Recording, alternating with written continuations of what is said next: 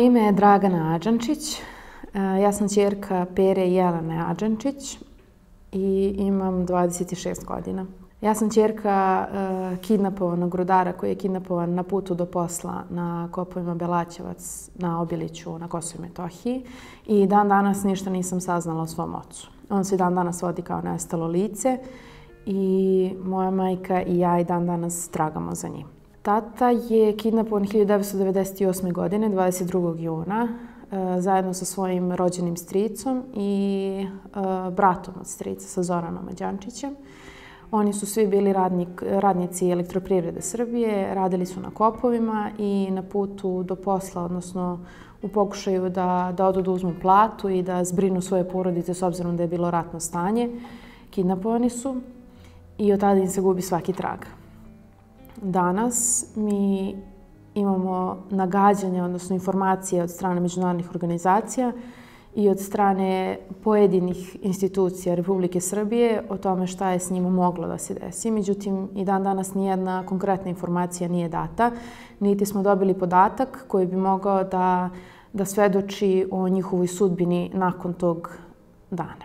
Ja sam odrastala sa mišlju da je moj tata i dalje na poslu. S obzirom da sam imala 7 mjeseci kada je on kidnapovan, pri odrastanju majka i ja smo se preselili u centralnu Srbiju, s obzirom na to da ona više nije želela da rizikuje naše živote u takvom jednom okruženju, s obzirom na sve tragedije koje je proživela.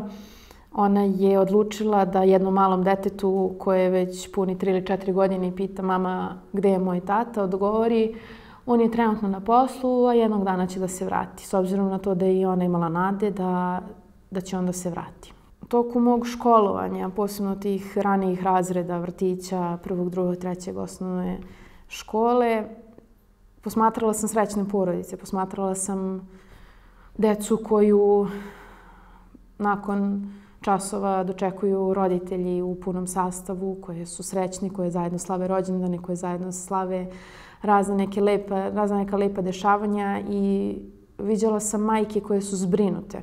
Viđala sam majke koje ne osjećaju ni gram tereta ovog života i koje znaju da imaju na koga da se oslone.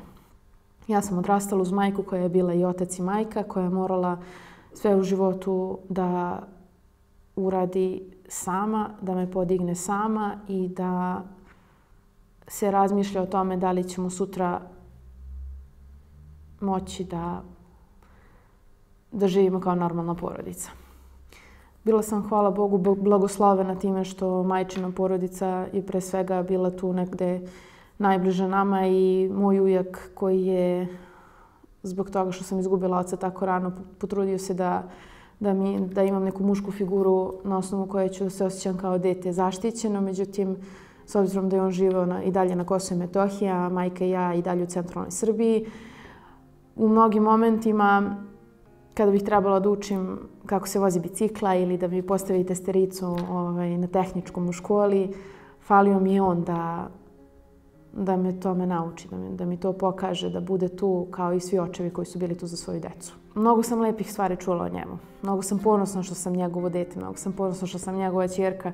Uvijek sam želela da verujem da moja jačina, hrabrost i sve to što u životu ja predstavljam zapravo potiče iz njegovog karaktera. Mnogo sam lepih stvari čula. Jedna od njih je i o tome kako je, dok se ja uopšte nisam ni rodila i dok se uopšte nije oženio mojom majkom, kako je bio tu za svoje bratančiće i sestriće, kako ih je vodio na rođendane.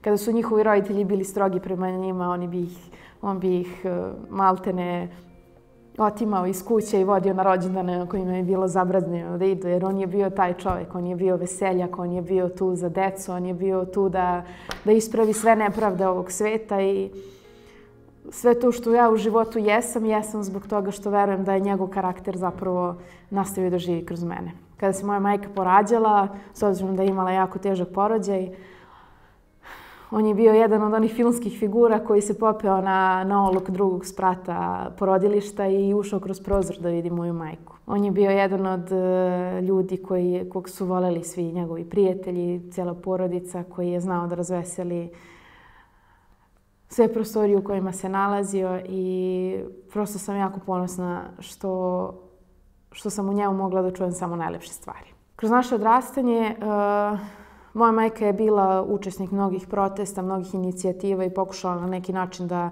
dođe do rješenja i do rasvjetljavanja sudbine mog oca. Međutim, nismo imali adekvatnu podršku institucija koje su se bavile rasvjetljavanjem sudbine nestalih i kidnapovanih. Samim tim smo mi, mogu otvoreno da kažem u ime mnoge dece kidnapovanih i nestalih, da smo prosto razočarani u taj sistem i da se zaista nadam da će u nekom najkraćem roku neke stvari zaista da se promene. Ostaje nada da neki novi naraštaj i naša deca ne moraju da prolazi kroz isto i da ćemo sljedeći put kada budemo bili u prilici da biramo između nekih drugih interesa i naših porodica, da zaista odaberemo ono što je za nas najbitnije kao za narod. I da shvatimo da ostaviti toliku decu bez roditelja i napraviti ih siročadima nije cena koju vredi platiti. Ni za što na ovom svijetu. I ostaje nada pored toga da ćemo mi, mladi i deca svih tih velikih ljudi, tih heroja, tih svetaca, moći da kroz naše delovanje, kroz naše funkcionisanje i dalje kroz život da dođemo do neke pravde. Danas baš na ovom skupu i na ovom snimanju, ovom prilikom i u razgovoru s Anđelom Kostić i o pričanju o osvetama tim ljudima za neke znamo šta su radili i ko su bili, pomenula je da joj pravoslavlje ne dozvoljava da razmišlja o osveti. I to je sada već jedna rečenica koja je meni ostala duboko urezana i smatram da je ona definitivno istinita i nešto čime svi treba da se vodimo.